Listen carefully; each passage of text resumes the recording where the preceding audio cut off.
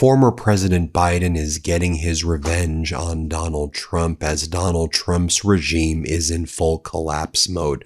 The latest Harvard-Harris poll shows by a significant margin all voters prefer former President Biden's handling of the economy over Donald Trump's handling of the economy, 52% to 48%. That same poll among independents favor former President Biden's handling of the economy by a margin of 65% in favor of Biden, over 35% in favor of Trump, a 30-point preference for former President Biden's handling of the economy. But it doesn't just end there. The latest Reuters Ipsos poll is very similar to the latest AP NORC poll in terms of Donald Trump's collapsing approval, far worse than former President Biden. At Biden's lowest point, Donald Trump is way worse than that, especially when it comes to Trump's handling of the economy and the cost of living. In the latest Reuters Ipsos poll, only 34% of Americans approve and 64% disapprove of Donald Trump's presidency. This is the lowest second-term approval yet. The previous low was a net negative 14. He's now net negative 30. And when it comes to cost of living, Donald Trump's approval is only at 22%. Let me repeat that, only 22%. But the numbers get worse as Donald Trump and MAGA were out there attacking Biden every single day. Take a look right here of a massive coalition fracture among the Republican Party.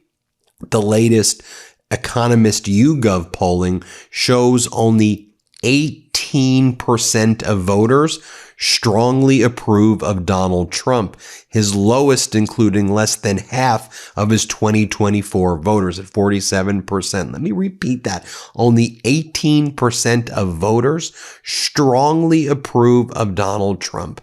Now, former President Biden is surfacing in many other ways in the past 24 hours.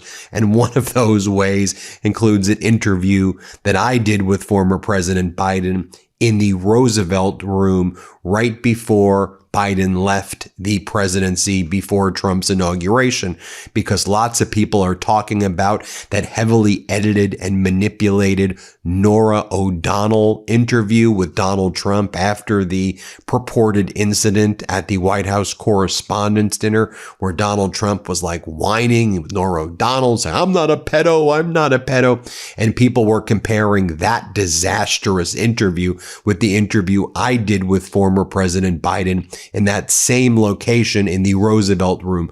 More on that in a moment. But former President Biden's name and presidency continued to surface as evidence that James Comey can use to get Donald Trump's weaponized, despicable DOJ's criminal case against Comey dismissed. By now, I'm sure you know that Donald Trump's Gestapo criminally charged former FBI Director James Comey with threats against the president's life because a year ago, Comey posted a photo of like a North Carolina beach that said 8647. 86 means to get rid of. It's bar slang or restaurant slang to remove. It doesn't mean to like necessarily harm somebody. But based on that, the snowflake Trump regime brought criminal charges against James Comey, to which many people pointed out, hey, Donald, when you were running for office, weren't you posting photos of former President Biden bound and gagged on the back of pickup trucks? Oh, yeah. People are pulling out these receipts and saying, so you forced your regime to bring criminal charges against James Comey for a photo that says 8647 while you've been posting photos like this? This is March 28th, 2024.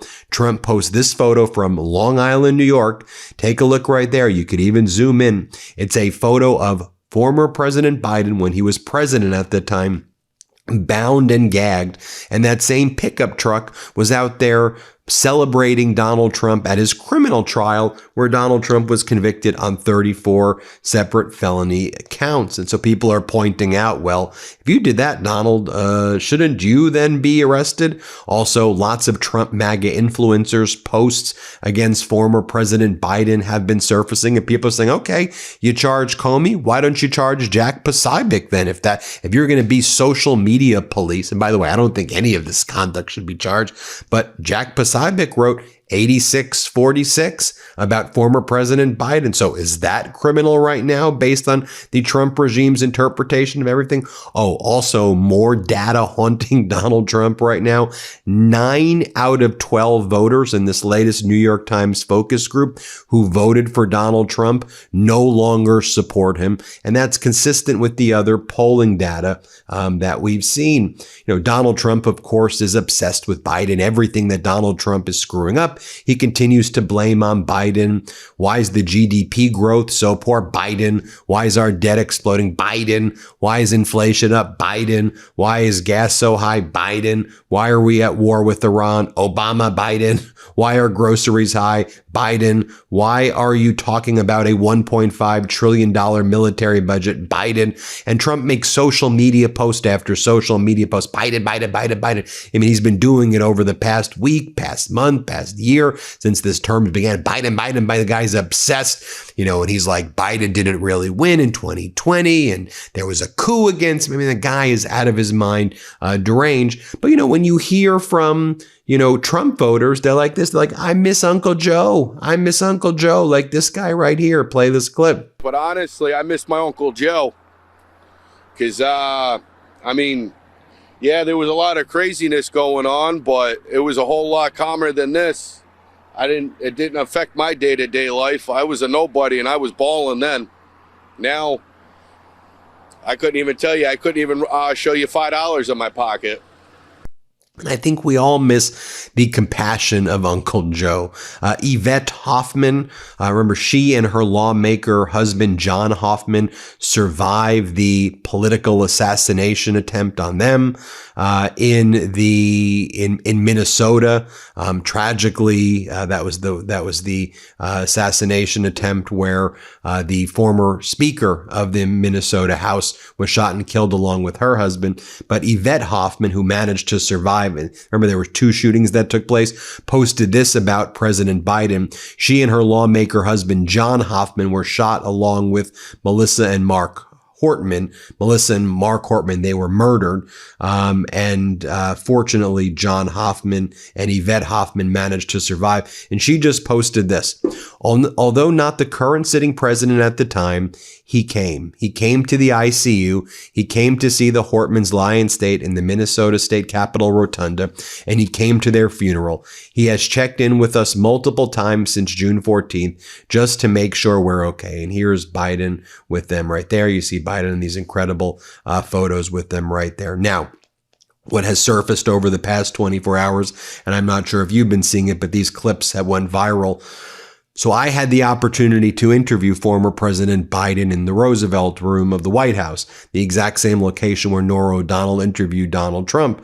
I did my interview at the end of December in 2024, and I asked former President Biden, when history is all told, how do you want to be remembered? What do you want your legacy to be? Here's what he told me. This clip has been going viral today. Let's play it. When history is all told, how do you want to be remembered? What do you want your legacy to be? I kept my word that when I said I was going to do something, I did. And that my focus has always been about how to give ordinary people a shot. You probably heard me say it before. My dad used to say, Joey, your job's about a lot more than a paycheck. It's about your dignity. It's about respect. It's about being able to look your kid in the eye and say, honey, it's going to be okay, and mean it. It's about being able to be yourself and focus on people who need some help.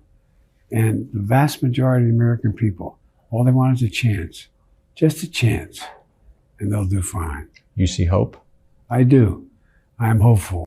And then I asked him back in December of 2024, what do you say to Americans who are understandably very nervous right now in this moment.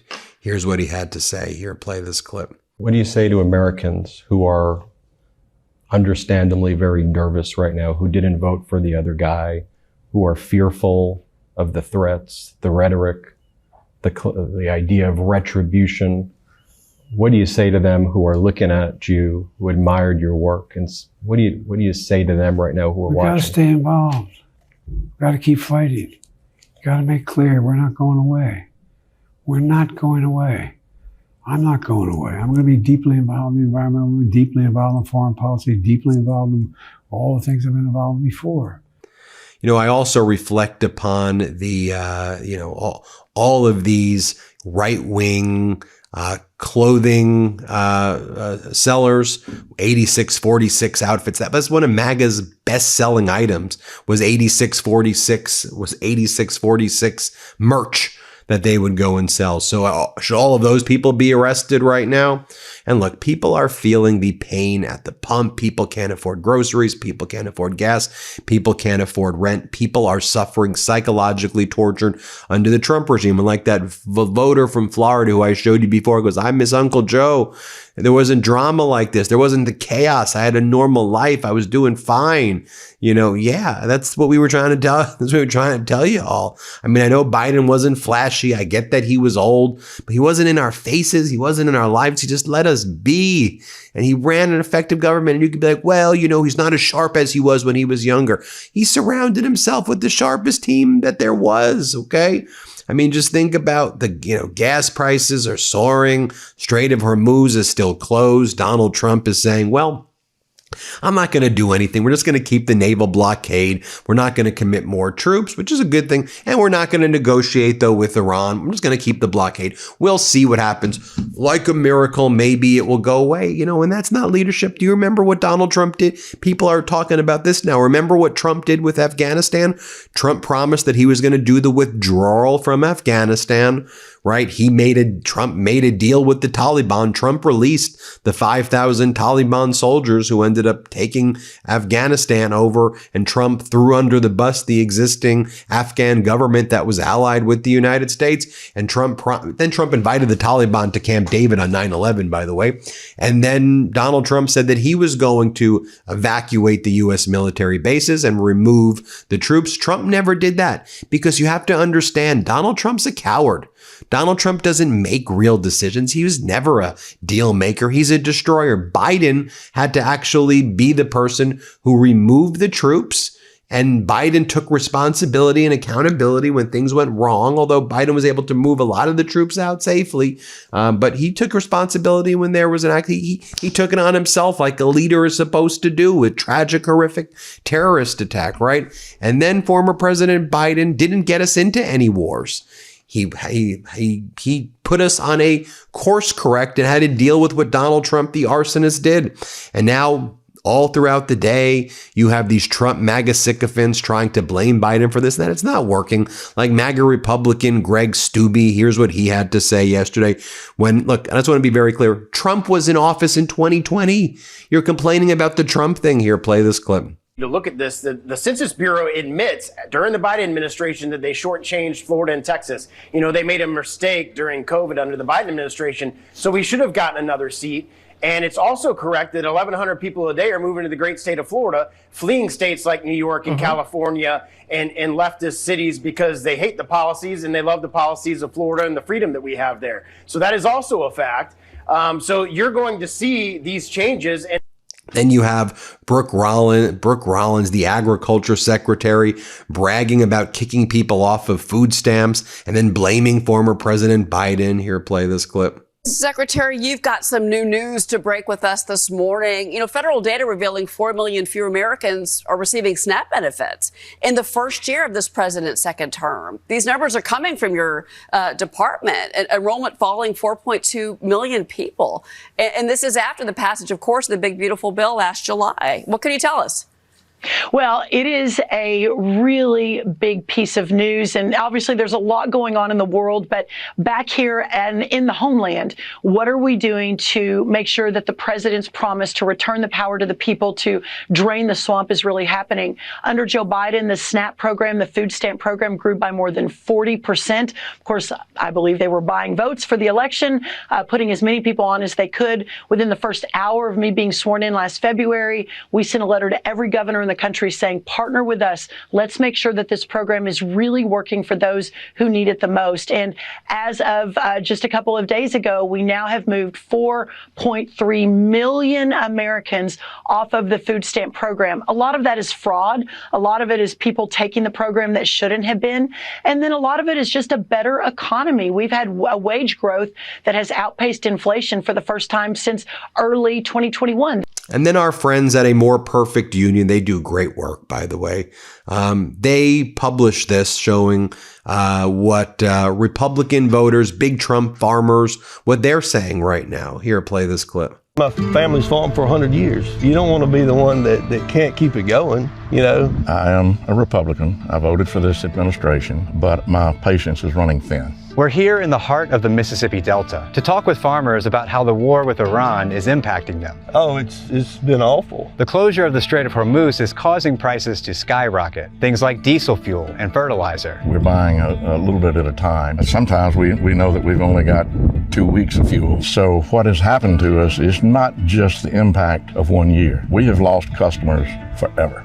They will never come back, because we're deemed an unreliable supplier. I'm paying 60% more for diesel fuel than I would have been paying 45 days ago. You gotta have diesel for everything. You got diesel to this, to plant, to harvest. So diesel steadily going up like this, man, it affects us bad. You have no choice. You know, you've got to go ahead and buy it, no matter what the price is. There's going to be a lot of people that go out of business at the end of the year, either because they have to, because they're tired of losing money. Farmers have already been struggling, with rising costs and even tariffs making things even harder. It's going to be the nail in the coffin for a number of farmers. It's just the straw that broke the camel's back. A lot of the money that comes through the economy is just shuffled from the government back to, you know, these big corporations, and just kind of, your farmers are middleman these days. Really are. It just seems like the farmers' margins were already slim, and they just keep getting slimmer and slimmer. We can't control diesel. We can't control, wars. We can't control anything. All we can control is once we put that seed in the ground, that's all we are called to do, right? And the rest of it is up to the good Lord. Now, I've supported Mr. Trump this entire way. I was a big supporter of his, but I do not agree with this, and I'm not happy about this at all. I did not vote for this administration. We're just hoping that the administration can right some of the wrongs that it's created for farmers with tariffs, and mainly what this war has inflicted on us. A lot of people that did vote for this administration say it'll come around, but my question sometimes is, will you be in business when it does? If President Trump were standing here in this field right now, what would you say? I'd ask him to stick a sock in his mouth and not say anything for a while. Get these fuel prices down. Get them down. There's an old African proverb that says, when elephants fight, it's the ants that get crushed. The ants are getting crushed. A war, what is it good for? Absolutely nothing. There you have it, folks. Great work by More Perfect Union also. They do really good work. Thanks, everybody, for watching. Hit subscribe. Help us get to 7 million subscribers. Shout out former President Biden. Love this video? Support independent media and unlock exclusive content, ad-free videos, and custom emojis by becoming a paid member of our YouTube channel today. You can also gift memberships to others. Let's keep growing together.